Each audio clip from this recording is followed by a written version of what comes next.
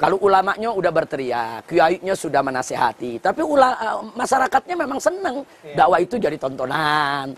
Kemudian dakwah itu jadi profesi, dakwah itu jadi bisnis perdagangan. Memang mereka senang. Kadang-kadang antar kampung ini berlomba. Oh, kampungnya bisa ngundang dai 40 juta. Kenapa kita nggak bisa? Nah, jadi mereka bersaing.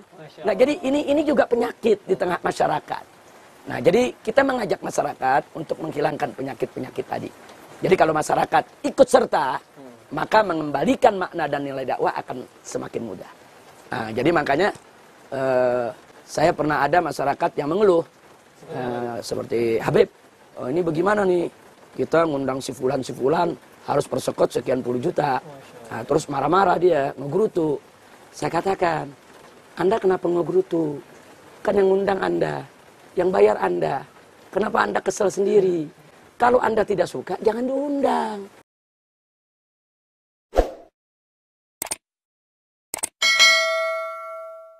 Kita sudah sampaikan bahwa efek dampak daripada dai-dai dunia yang tidak ikhlas di dalam perjuangannya untuk menegakkan agama Allah, itu membuat pergeseran daripada makna atau nilai dakwah itu sendiri. Yang pertama sudah kita bahas tadi, di mana dakwah dari tuntunan berubah menjadi tontonan. Nah, adapun yang kedua, di mana dakwah itu yang mestinya menjadi kewajiban. Ini juga harus diluruskan. Dakwah itu bukan profesi. Jadi tidak bisa disamakan dakwah dengan profesi. Dakwah itu adalah kewajiban agama. Kan berbeda. Kalau profesi itu, katakanlah para dengan profesinya masing-masing, mereka kan punya jam kantor. Berangkat jam 7, pulang jam 4. Di luar jam itu, mereka tidak punya urusan dengan kantornya, tidak punya urusan dengan tugasnya. Kalau dakwah, nggak tuh, oh tugas saya cuma dari jam 7 sampai jam 4. Bisa. Kalau dakwah itu ya setiap saat, sepanjang hari. Mau di rumah, mau di jalan, mau di atas mimbar, mau di masjid, mau di pasar, mau di mana saja. Jadi di mana saja mereka berada, mereka dakwah. Jadi dakwah itu berlangsung selama 24 jam. Berarti bukan profesi. Jadi beda. Nah itu yang mesti kita pahami. Jadi jangan disamakan dakwah itu dengan profesi. Itu berbahaya. Nah jadi kalau seorang dai sudah menganggap dakwahnya itu sebagai profesi, nanti dianggap bahwa tugas seorang dai itu hanya di atas mimbar ceramah aja. Atau di satu majelis ngajar aja. Jadi kalau sudah naik mimbar, katakanlah, oh nanti ceramahnya mulai jam 9, jam 10 selesai. Berarti tugas dia hanya jam 9 sampai jam 10 aja.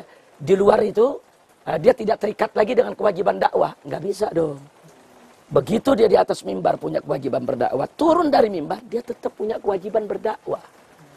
Artinya begini, jangan sampai ada anak muda, habis ceramah di atas mimbar, tahu-tahu turun, sweetin anak gadis orang. Karena dianggap profesinya baru selesai. Sudah tidak ada kaitan lagi. Enggak begitu. Di atas mimbar dia berceramah dengan baik. Di bawah dia tidak boleh melakukan hal-hal yang bertentangan dengan nilai-nilai dakwah. Karena dakwah adalah kewajiban agama. Ya betul, profesi juga kalau orang bekerja itu juga kewajiban. Tapi kan beda. Jadi kewajiban yang dikandung oleh dakwah jauh lebih tinggi daripada kewajiban sebuah profesi. Nah, jadi kalau profesi itu ada waktunya, dia bisa tentukan kapan dia jalankan profesinya, kapan dia beristirahat. Tapi kalau seorang pendai nggak bisa. Walaupun dia ada di atas tempat tidurnya bersama istrinya, tetap dia wajib berdakwah. Menunjukkan akhlak yang baik dengan istrinya. Bagaimana memperlakukan istrinya juga sebaik mungkin. Jadi dakwah itu 24 jam kewajiban agama. Nah, karena itu sekali lagi terjadinya pergeseran dakwah dari kewajiban agama menjadi profesi, ini juga akibat ulah daripada orang-orang munafik yang suka memutarbalikan ayat, memutarbalikan hadis, yang menjual ayat-ayat Al-Quran hanya untuk keuntungan dunia yang tidak seberapa. Yang ketiga. Nah, yang ketiga, terjadi pergeseran makna dan nilai dakwah, di mana dakwah itu yang semestinya merupakan medan juang. Tadi kan kita katakan kan ada medan juang Islam. Ada medan dakwah, medan hisbah, medan jihad. Berarti kan dakwah ini kan medan juang. Mestinya harus tetap menjadi medan perjuangan. Yang namanya medan perjuangan, berarti kan tempat kita berkorban. Mengorbankan waktu, tenaga, pikiran, apa yang kita miliki untuk suksesnya dakwah. Nah sekarang bergeser. Dakwah menjadi medan bisnis perdagangan. Saya tidak mengatakan seorang dai tidak boleh berbisnis. Bukan. Nabi juga dulu berdagang. Nah, bukan seorang dai tidak boleh berdagang. Seorang dai dia ingin berdagang silakan. Tapi jangan dakwah yang didagangkan. Kan beda. Nah, jadi kalau seorang dai dia menjadi pedagang, dia mau jual kain, mau jual baju, mau jual barang-barang yang lainnya, silakan saja, bebas. Nabi juga dulu berdagang kok, ya kan? Tapi jangan dakwah yang didagangkan. Contoh dakwah didagangkan. Bentuknya seperti apa? Ya, contoh dakwah didagangkan. Umpamanya ada seorang dai, katakan diundang oleh masyarakat umum, orang-orang awam di bawah minta ceramah. Tahu-tahu minta persekot dulu, sekian puluh juta mesti masuk rekeningnya. Nanti kalau nggak masuk rekening, atau mau dagang, kan nggak boleh begitu. Jadi jangan, itu kan namanya dakwahnya yang didagangkan. Nah kecuali kalau dia punya studio, ya kan, dia rekam aneka ragam, dia punya dakwahnya, kemudian VCD daripada hasil produksi studio dia bekerja sama dengan santri jamaah ingin dijual, silakan. Itu namanya jual kaset. Itu namanya jual VCD. Tidak ada masalah. Kalau ini kan berbeda. Ya kan, masyarakat membutuhkan dia. Minta ayo dong datang, silaturahim. Ke tengah-tengah kami, berikan siraman ilmunya kepada kita. Tuh diminta persekot sampai puluhan juta. Udah gitu kadang-kadang persekotnya sekian puluh juta, harus bayar 50% dulu. Nanti 2 hari sebelumnya harus bayar lagi 50% lagi. Kalau tidak batal, persekot hilang. Apa ini? Ini dagang ini. Nah ini yang kita tolak. Ini kita tolak. Tapi alhamdulillah, kalau saya perhatikan yang melakukan hal seperti ini sebetulnya hanya segelintir dai saja. Dai-dai kita nih dari Sabang sampai Merauke, alhamdulillah masih banyak dai-dai yang ikhlas, dai-dai yang tulus. Anda boleh masuk ke pelosok-pelosok pedalaman. Bagaimana dai-dai dari berbagai macam ormas Islam dikirim ke pelosok-pelosok, ke hutan, ke pedalaman. Mereka tidak diberikan apa-apa. Mereka kadang-kadang makan pun juga susah. Tapi mereka dengan tulus, dengan ikhlas mereka berdakwah. Ini dai-dai sejati ini. Nah, jadi saya tidak pukul rata semua dai seperti yang tadi kita cerita. Bahkan mudah-mudahan dai-dai yang dunia semacam itu hanya segelintir. Cuman saya ingin menunjukkan walaupun jumlah mereka segelintir, tapi pengaruhnya berat, bisa merusak makna dakwah di tengah masyarakat. Akibatnya nanti masyarakat yang kecewa dengan ulah perilaku segelintir dai dunia ini menggeneralisir, dianggap semua dai begitu, semua ustadz seperti itu. Nah ini kan jadi rusak nilai dakwahnya kalau masyarakat sudah menganggap seperti itu. Padahal nggak begitu.